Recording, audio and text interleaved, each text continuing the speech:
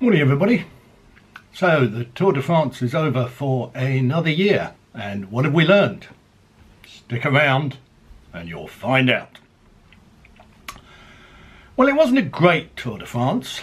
It was a good one. It was an interesting one, not a vintage Tour de France. Of course, we had a new winner, Geraint Thomas, a Welshman no less. And so we have 6 British or almost British winners in the last 7 years. We have 4 Chris Froomes, we have 1 Bradley Wiggins, and now we have 1 Geraint Thomas. And what do they have in common, apart from being British, sort of? They are all members of Team Sky. And Team Sky pretty much dominated the event. Now there are those, and David Lappartient, the president of the UCI, who seems to think it's his business to decide whether the Tour de France is interesting or not. It isn't, incidentally. It's the business of ASO, who own the race. Anyway, David Lappartient seems to think that a salary cap is a good idea. I do not think that a salary cap is a good idea. Have they capped the prize money at the French Open so Rafa Nadal stops winning? No. Have they capped the prize money at Wimbledon so Roger Federer or Serena Williams stop winning? No, they haven't. So why have a salary cap in cycling? Team Sky are the strongest team, yes, at the Tour de France, but they're not the strongest team in other races. They've won the Giro once with Chris Froome. They've won the Vuelta once with Chris Froome. Nearly lost it, but got it back again. They've won a couple of classics, but they're not the most dominant team in the spring classics by any means. That is Quick Step by a country mile. So Team Sky, yes, they dominate the Tour de France, but they're the biggest budgeted team, probably. But look at some of the other big budget teams. Katusha. Katusha who, you may ask? What did they do in the Tour? Fuck all is what they did in the Tour. Movistar, they're a pretty big budget team, and they had 3, yes, count them, 3 leaders, if you can call them such. Alejandro Valverde, he's got a checkered past. Nairo Quintana, he's got a checkered future. And little Mikel Landa. Mikel Landa, who did so much to win the Tour for Froome last year, moved to another team because he wanted to be the leader, don't they all? And I said, read my information, guys. It's on the Lanterne Rouge blog. I said Mikel Landa would not win the Tour. And what happened? He didn't win the Tour. Why not? Well, a couple of reasons. Don't go into the Tour Movistar with 3 leaders. Alejandro Valverde was never going to win the Tour, so he was never really a leader, but they never actually said that he wasn't. So they had Quintana and Mikel Landa. Quintana never really got off the ground, but by the time Movistar realised that Quintana wasn't going to win the Tour, but Mikel Landa might have a ghost of a chance, it was too late. Landa was out of it. Now, I don't know, what did he come? 5th, 6th, 7th? Who cares? The only ones who you remember, the ones who came first, that was Geraint Thomas. The one who came second, first among the leaders, that was Tom Dumoulin. Making a bit of a habit of this, isn't he, after his performance in the Giro? And who came third? Chris Froome. Is that the first time that Chris Froome has come third, or is it the 3rd time that he's come third? What will he do in the Tour next year? What will Sky do with Geraint Thomas and Chris Froome? With their massive budget, there is talk of him going to another team. That's Geraint Thomas. Chris Froome has got a contract until 2020, so I can't see him going anywhere. So, well, there are 3 Grand Tours. If they give Froome the nod next year for the Tour de France, then that still leaves the Giro and the Vuelta for Geraint Thomas, or vice versa. The other great revelation of the Tour was the performance of Egan Bernal, 21 years old, a Colombian. Now, if that is not a Grand Tour winner of the future, I'm not Julian Hutchings, so I think he's a Grand Tour winner. Unfortunately, in the Classica San Sebastian a few days ago, he had a bad crash, face planted, not good, but he'll recover from that. He's a young man, he's got a big future ahead of him. Back to Katusha, well, Marcel Kittel, I'm afraid, who's not actually quite such a young man anymore. He's over 30. What is the problem with Marcel Kittel? Is it really just down to the sprint train not being good enough, or is it down to Kittel not being good enough? After all, he's not the only sprinter who's passed his best. Cav, now I love Cav. Mark Cavendish, fabulous character, 30 wins. Is he going to beat Eddie Merckx's 34 wins? Is he ever going to equal 34? Is he going to equal Eddie Merckx's 34 Tour Stage wins? No, guys, he isn't.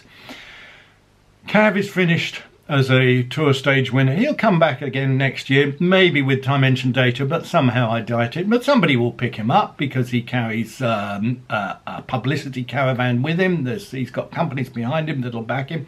Don't get me wrong, I love Cav, but he won't win another Tour Stage. Andre Greipel, what was he, 36 during the Tour? He's too old. Nice guy, gorilla, great sprinter of the past. He won't win any more stages. One of the great interesting things about this tour was how many sprinters either missed the time cut like Cav or they abandoned like Andre Greipel. Groenewegen abandoned, or did he miss the time cut? Kittel abandoned, or did he miss the time cut? So by the time we got to Paris, who was there to win the sprint except Arnaud Démare? Well, he won a sprint a couple of days earlier, so whose turn was it? It was Christophe. Who won the sprint? It was Christophe. Well, would you know it? But well done to Christophe. At least he made it through the 3 weeks. He tried every day, he fought every day. Wasn't there or thereabouts in the sprints, but when he got his opportunity, i.e. everybody else had gone, Christophe won, and good for him. Sagan, of course, would have won, and Sagan won his, 6th green title, and Sagan has been in the green jersey for more days than any other Tour rider, winner or not, and that includes Eddie Merckx. So congratulations, Sagan, and I think his performance was slightly missed during the rightful commendations and support for Geraint Thomas. The mountains classification was won by France's Julien Alaphilippe. Last year it was France's Warren Barguil, so they can't win the Tour to save their life now that Eno is not around anymore. Oh, except he is around to pour scorn on Chris Froome's achievements. Well, keep on going, Bernard. The more you open your mouth, the less chance there is of a Frenchman winning the Tour. So, congratulations, I suppose, to Alaphilippe for getting the mountains jersey, but he wasn't the best climber. And the trouble with the mountains jersey, the polka dot jersey, is it comes down to points. So you measure your climbs, you know where the points are, you make sure you snap up the intermediate points. Are you the best climber? Well, maybe, maybe not. Alaphilippe is a great rider, he's a character, he's an interesting guy to watch, he's fun. But I think the mountains jersey classification, it doesn't quite work for me. So what are we left with? We're left with a clean winner in Geraint Thomas, and I'm saying that with a straight face, not because I think that Geraint Thomas isn't clean. I do, 100%. I believe that Chris Froome is clean, 100%. But the trouble is, there are so many Sky haters out there. People will be faffing around, they'll be digging around, they'll be seeing what they can come up with, and something will turn up. It won't be genuine, but there's enough Sky haters around. In terms of tour coverage, well, I watched most of it, I've got to say. I did fast forward quite a lot of it, particularly on the sprint stages. Fuck me, they are boring most of the time. And I watched it all on ITV4, a bit of a change for me. Normally watch it on Eurosport. What's his name? Who is that?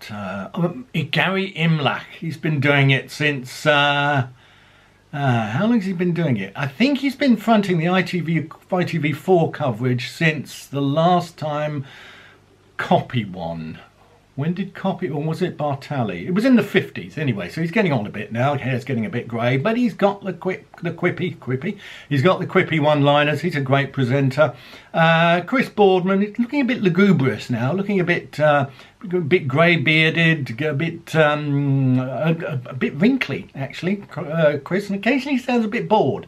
So he said he's not going to do it anymore. I think he's going to be a cycling commissioner in Manchester, of all places. Well, he already is the cycling commissioner, so he's going to be doing some work about improving cycling facilities in Manchester. Well, there's a job for anybody. The two commentators, Ned Boulting and David Miller, superb job. Miller, never liked Miller. There's always something about his doping past which rather gets on my nerves. And this chapter 3 nonsense and the Brompton bikes and God knows what else, the Maserati shit, which gets on my nerves. Pardon me, I've just had lunch. He'd never been my favourite character, but you've got to say he is a superb summariser. And when it comes to a sprint finish, the way he dissects and analyses what's going on, his knowledge absolutely shines through. I won't take anything away from Miller over that. Boulting, he talks well, he goes on. And they had interesting interludes, which were usually on when I was fast forwarding. Occasionally I stopped to catch them, with Matt Smith in the studio in London with a range of guests, including Philippa York, who was very interesting, Bradley Wiggins, who I did catch, who I thought was really interesting, really spoke very well. You might have thought there'd be a little bitterness, a little bit of needle there with Chris Froome. Not a bit of it. He was excellent. So congratulations, Brad. Well done. You have my congratulations. They're nice if you want them. So what's going to happen next year? Primoz Roglic, I said he was a name to watch, and he was a name to watch this time. One of these days he could well win if Bernal doesn't get there first. Tom Dumoulin, despite my snippy comments at the beginning, I really like Tom Dumoulin. Dull as ditchwater as an interviewer. He must have a PR man behind him with some kind of cattle prod, just in case he says the wrong thing. But he's great fun to watch, and he's a superb climber. But he couldn't beat Geraint Thomas. Why did Thomas win? Well, I guess the main reason is that for this tour, unlike all the previous tours, he didn't have to get into the win to give Chris Froome a chance. He was the one who was a protected rider. He got to sit behind everybody until the last 5K, when even Egan Bernal gave up the ghost. And then Geraint Thomas was free. He had the energy left and he could win. And he won 2 stages, I think. And it was clear that on the final time trial, on the second to last day, Thomas could have won. Why not? He had the energy left, which Dumoulin and Froome didn't. So he could have won. He held off in the last half of the race because he didn't want to crash, and why should he? Why should he? He'd done his work. So fabulous performance by Geraint. Fabulous performance by Sky. I'm not one of the Sky haters. When will the French ever get to understand and appreciate Sky for what they've done, instead of constantly trying to bring them down? I mean, you go to a mountain stage in the Alps or the Pyrenees, and what, you carry a bottle of piss, or you piss in a bottle while you're there, and a Sky rider comes past who looks a bit like Chris Froome, and you think, oh, I know, I'll fling piss over Chris Froome. Fuck off.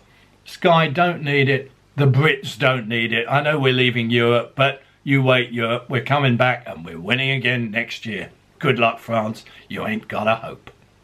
See you next time.